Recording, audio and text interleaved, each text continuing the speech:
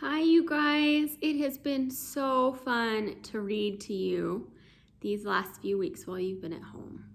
I have missed you, and I wish that we could be in class together, but you guys have worked so hard at home, and that is so awesome. Today is our last story time together, the very last one for the whole school year. Can you believe that? So if you come back for summer school, we'll still read some more books together. But if you don't, this is our last one, and that makes me so sad. Does it make you sad? It makes me really, really sad. But I have a fun idea for today since it's our last one. We are gonna do a double feature. Do you know what that means? A double feature? Well, double means two. There's single, double, triple. So double is two.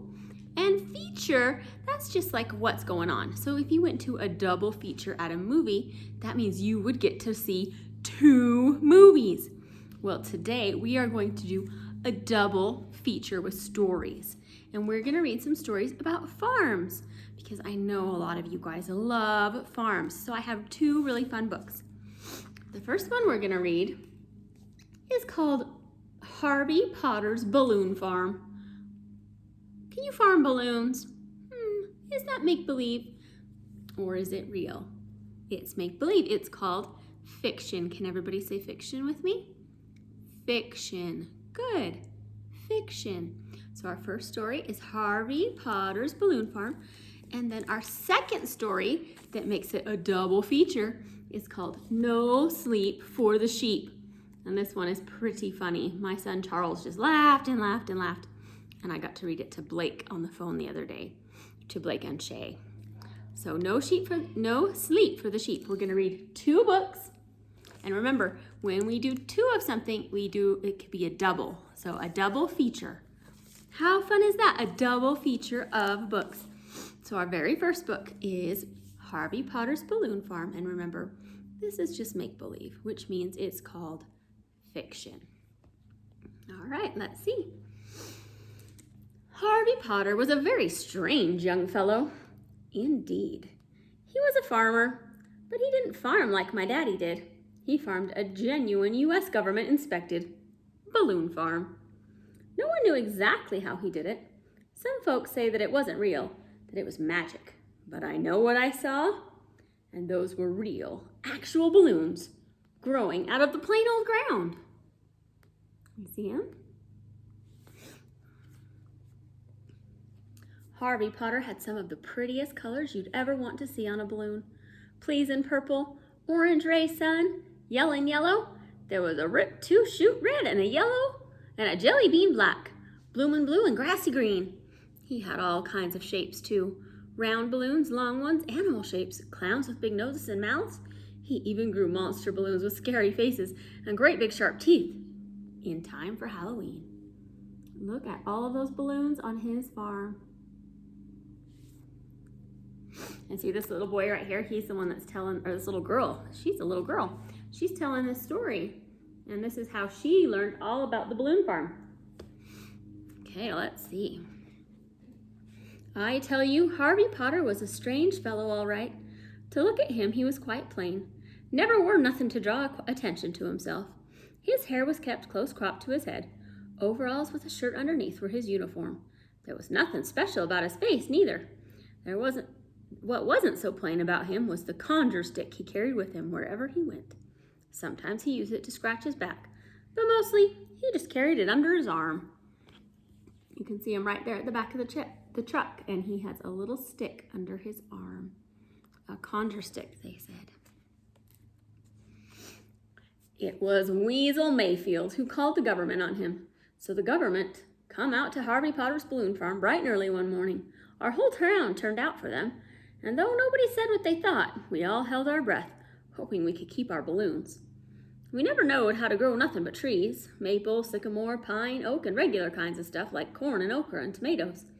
But Harvey Potter grew balloons, and no one knew what he used for seed either.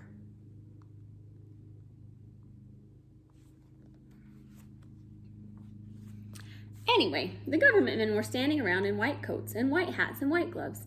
They kept us so far back we could hardly see, but I climbed right up the sycamore tree and saw everything. They pulled and they poked, and finally they pricked one of those plants with a pin. And what was supposed to happen did. The balloon popped. Even they couldn't argue with that. Look, so they poked and prodded and popped a balloon.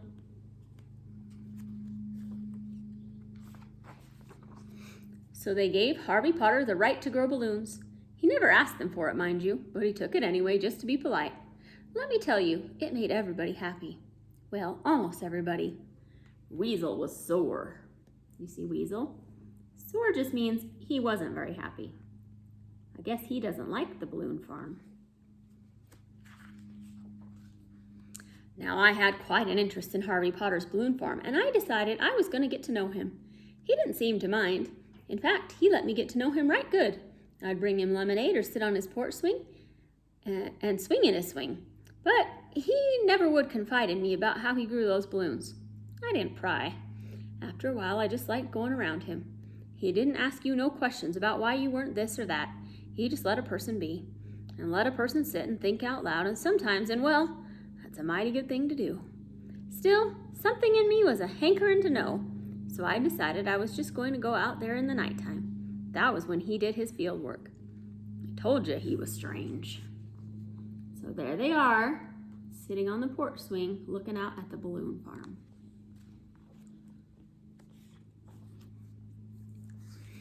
To this day, I am indebted to that sycamore tree and to that big old moon.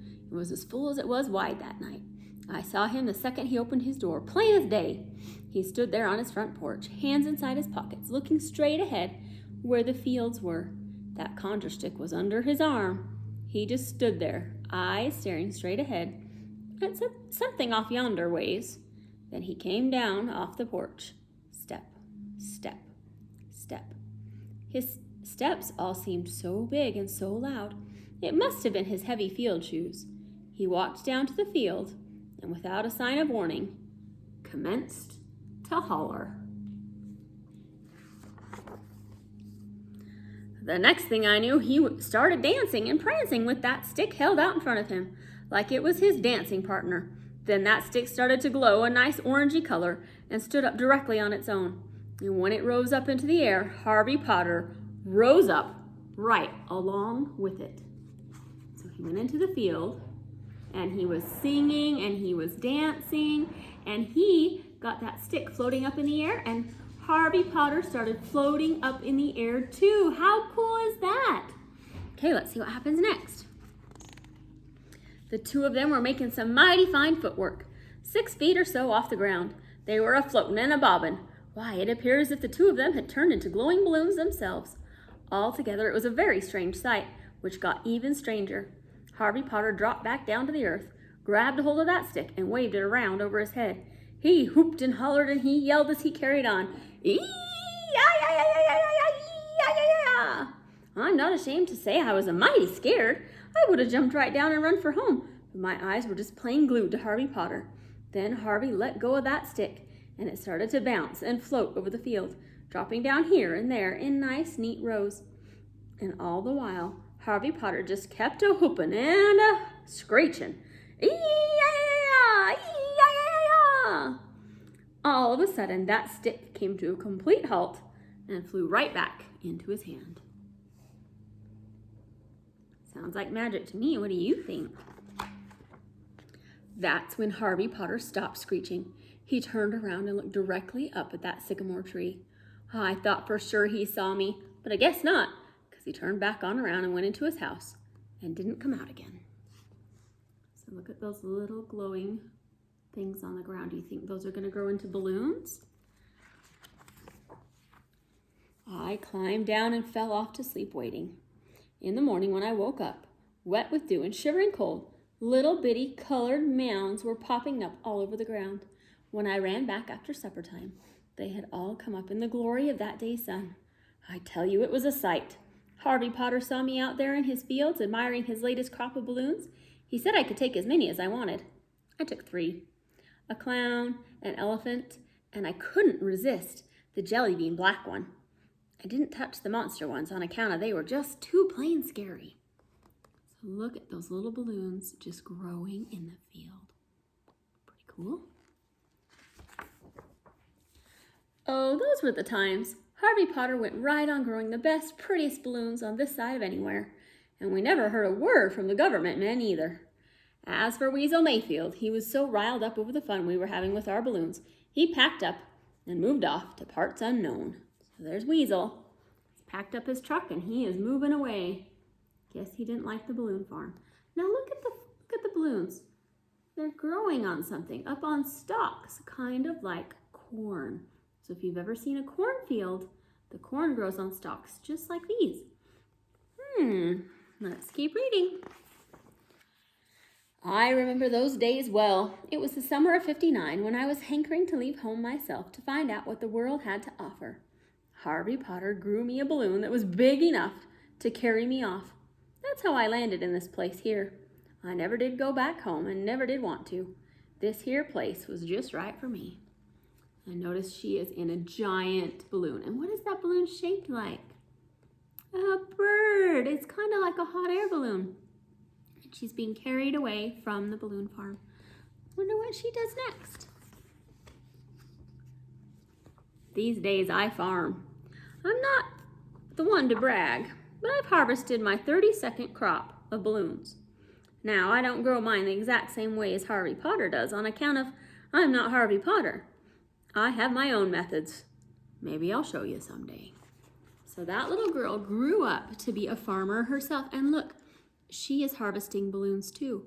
Are hers growing on stalks like corn? No, she does it different.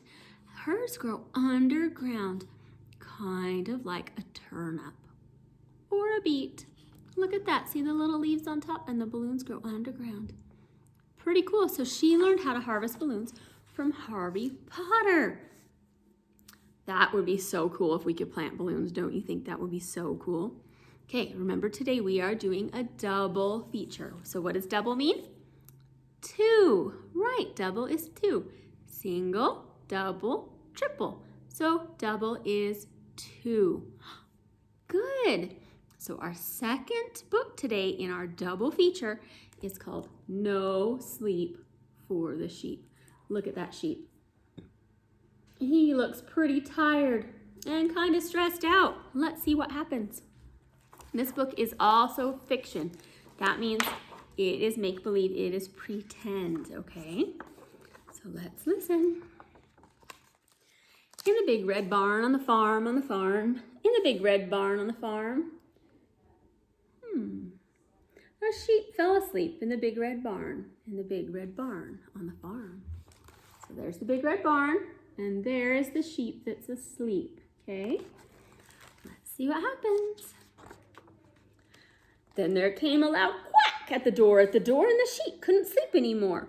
Go to sleep, said the sheep to the duck at the door, and please don't quack anymore.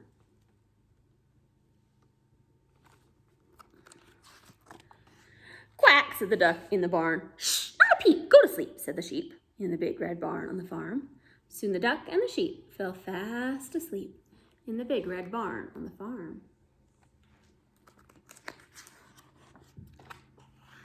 Then there came a loud baa at the door, and the sheep couldn't sleep anymore. Go to sleep, said the sheep to the goat at the door, and please don't baa anymore. Oh my goodness. Baa, said the goat in the barn. Shh, not a peep, go to sleep, said the sheep in the big red barn on the farm. Soon the goat and the sheep fell fast asleep in the big red barn on the farm. Now, if you look really closely in the shadows, you can see another animal peeking its head into the barn. So what animal do you think is going to come next? Can you see that? Let's keep looking. Then there came a loud oink at the door, and the sheep couldn't sleep anymore. Go to sleep, said the sheep to the pig at the door, and please don't oink anymore. Oink, said the sheep in the barn. Shh, not a peep, go to sleep, said the sheep in the big red barn on the farm. Soon the pig and the sheep fell fast asleep in the big red barn on the farm. See them fast asleep, and you see the shadow of the next animal. Then there came a loud moo at the door, and the sheep couldn't sleep anymore. Go to sleep, said the sheep to the cow at the door, and please don't moo anymore. Moo, said the cow in the barn. Shh, not a peep, go to sleep, said the sheep in the big red barn on the farm. Soon the cow and the sheep fell fast asleep in the big red barn on the farm. Then there came a loud neigh at the door, and the sheep couldn't sleep anymore. Look at him, he's kind of stressed out. Look at that. Go to sleep, said the sheep to the horse at the door, and please don't neigh anymore.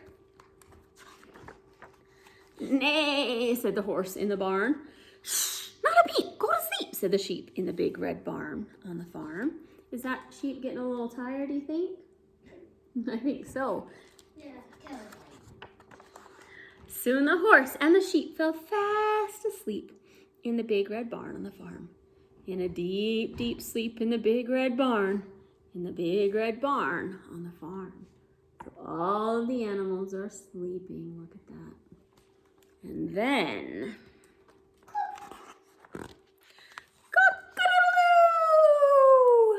Wake up, all of you! Hey, sheep, that means you too. But the sheep slept right on through the neighs and the moos and the cock-a-doodle-doos in the big red barn on the farm. Look at him sleeping, and the little chick on top says, beep. Did he wake up? No, he didn't. He just kept sleeping. So that was a pretty silly book about a very, very tired sheep who just couldn't get his friends to go to sleep. Well, that's it, my friends. I love you and I miss you all so, so much. I hope you had fun reading books with me. I had fun reading books with you. And you guys do so awesome. And next year, I will see you when you come say hi to me when you're in kindergarten. Can you believe you're gonna be in kindergarten? Oh my goodness. Okay, so I'm gonna do something that's really, really silly. Are you ready? I'm gonna give you a hug on the phone, on the camera. Ready? Here it comes. I'm gonna hug you. I do this in small groups sometimes, so you're just gonna have to be ready. Here it comes, I'm gonna hug you. Ready? All right, that's all I got. I wish I could hug you for real. Bye, you guys.